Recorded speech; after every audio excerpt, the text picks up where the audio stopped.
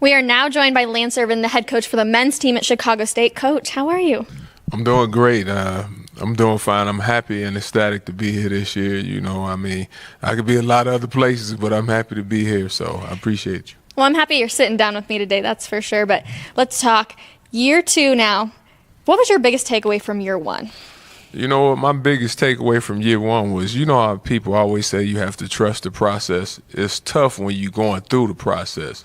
So one thing I took away was that I had to be patient, and wins are hard to come by in this league. So you have to be patient. You have to have your guys ready to play each and every day, but I learned that you have to be patient. So that was my biggest takeaway. And then 2, on top of that you have to have some good players too. Not saying that we didn't, but you need players in order to help you get some wins. In year 2, obviously wins is one of the big things that you do want, but what's another thing that you're hoping to accomplish this season? You know what, one of the things is that get some more wins, like you said, but just getting guys to be ready to play each and every day and understanding how hard you had to work. Last year we used the phrase, you want to change the culture. Well, now we want to continue to build on the culture. So that's some things that we're working on. Do you feel like you're on the right pathway to continue to build on that culture? Yes, definitely. I'm on the right path. We recruited well. We brought in 9 new guys, and they all were used to winning. And one of the keys, we wanted some guys that were used to winning. And, because when you get down, it was a lot of guys there last year that wasn't really used to winning. So going out and getting guys used to winning, and we have some more size. We added size because our bench was really thin last year. So we added some more size and some more length and a little bit more scoring power.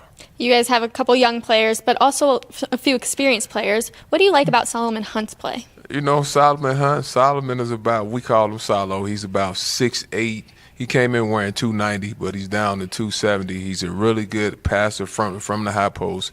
He can shoot the 15-footer, and Solomon is good underneath, whereas I think some schools might have to double team him because he's a big wide body and he knows how to score. You also have 2 players coming from Canada. What was the selling point to get them to go to Chicago State?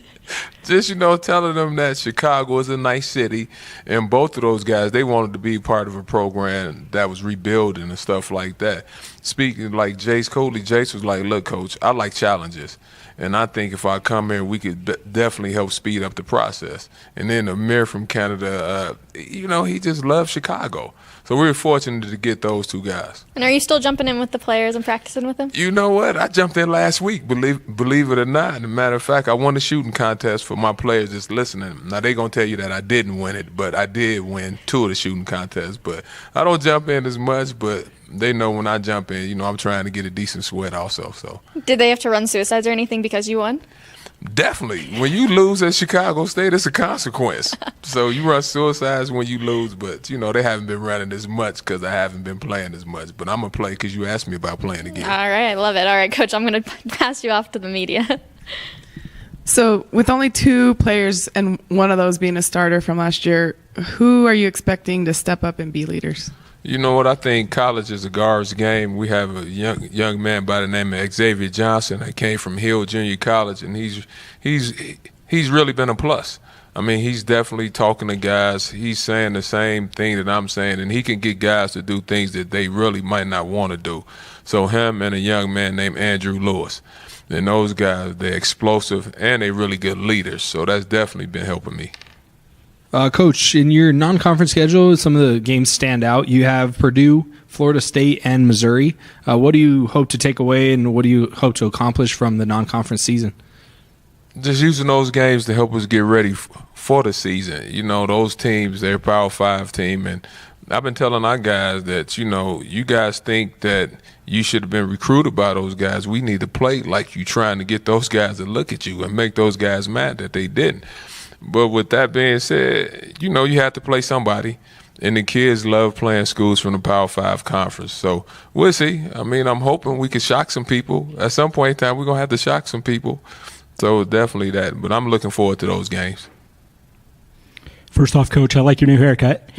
Second off, what did you learn about the WAC in your first year? Going into it, I thought that it was a good league, but it was better than what I thought. Everyone has size. The guard play was great. It was length in the WAC, and there's some really good coaches. I mean, people talk about Dan Marley and Chris Jans, but I think Lou Hill is a good coach. Rob Barnes is a good coach. Jim is a good coach. Rick. So the coaching stood out to me because, I mean, you have to be able to have schemes when you're playing guys, because guys scout you well in the conference. So the coaching and the overall size, like Utah Valley, they had really good size. Cal Bakersfield had size. So just the size was a little bit shocking to me also. Lance, Kyle McDonald with WAC Hoops Digest. I was just looking at it when I saw the schedule come out of the non-conference. I was actually happy for you guys because you got more home games. It's not filled with Power 5 teams or big mid-major teams. Mm-hmm. How do you feel about your non-conference schedule and what it's going to do to build confidence for your group? I mean, I feel good about it because last year, looking over the schedule last year, we played our first 9 games on the road. And we went from like Indiana to Notre Dame to this school, that school. We were on the bus like every other day, it seemed like, and kids was missing school. So just having the opportunity to be around Chicago, playing schools that you would think you at least have a chance to go in there and play. I mean, it's tough when you open up with, like I said, Notre Dame, Indiana, then we playing a back-to-back against Central Michigan that didn't have a big as name as those schools, but they was like really, really good. So I think with the schedule, we at least have a chance in some of the games. Like all conferences, the WAC has been greatly impacted by the high uptick in player transfers. How difficult is it to combat all this player movement, and what are you doing to adjust to that? I mean, truthfully, guys been transferring since I've been in school, and I really don't pay attention to that because at the end of the day, I have to put a team out there, and the team that I put out there, we're going to have to play hard anyway. So I really don't keep up with all that stuff, but I do understand that the transfer market is a really big market because you can improve your team quickly. And I looked at a couple, but like I said, I'm not worried about who signs who. I mean, I just have to get guys and make sure that we're ready to play. I asked Misty this right before you came in. What do you do to sell guys on coming to Chicago State to I mean, with the struggles the last few years, how do you sell guys to come in and help? I think you mentioned it where, you want them to be part of a change that you're trying to instill. Is that most of it, or is there more to it that you try to sell? You try to sell the city, and I try to sell the vision of President Scott, who she comes out and she watches the games and all that other stuff. But then I try to sell my vision too. Like, I need guys that's going to come in here and play hard, and it's playing time out there. And then, too, the WAC last year was the 14th best conference in the country in some ratings. So I don't understand why you wouldn't want to be a part of something good. Now, I know guys, they want to win too, and I tell them, if you good as you think you are, come in and help me get some wins. And they look at me like, oh, okay, coach, because they know I love a challenge. I love a challenge, and I like guys that have a little edge to them too. The city of Chicago you probably will say, yes, it is the basketball capital of the United States. I'm going to say yes. I know you will. But it's also home to a lot of Division I programs. So how does the city's rich hoops history help recruiting? But then how do you separate yourself from those other teams that are going with those same players? That's a great question. I mean, what I try to say is most of those schools like Loyola, they made a run to the Final Four. They've been winning. Now, but Chicago State hasn't been winning as much lately. But back during the day when I was coming up, they was winning too.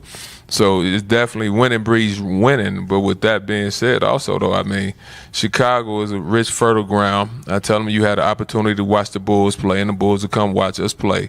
So just being able to sell the big media market and also selling another NBA team, because at the end of the day, most guys these days, they at least want the NBA to take a look at them.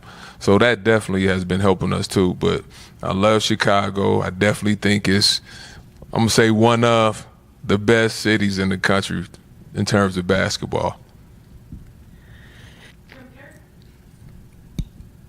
Compared to how things were last year at this time, what would you say is the biggest difference? The biggest difference is I actually have 16 players out there doing practice this year, 15 players out there, excuse me. I mean, last year I basically had to practice like every other day almost because we didn't have enough bodies. But this year I actually have bodies. I mean, I'm able to sub. I'm able to do different stuff that I couldn't do last year. And when the guy went down last year, when he was hurt, we didn't have an answer. So now when we have guys hurt, at least I have somebody that we could put out there and play. And the competition is a lot different in practice this year. I mean, guys have to work. Guys have to really guard somebody when we doing drills and stuff, because last year you maybe could slack off on a player or two. This year we have guys that you can't really slack off on. Alrighty, Coach. Well, even though you do have a rotation now going, I still need you to go in for practice, okay? That can't stop at all.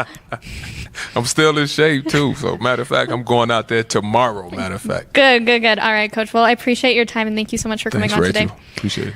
All right, we've got Rick Corey from CBU coming up next. Don't move.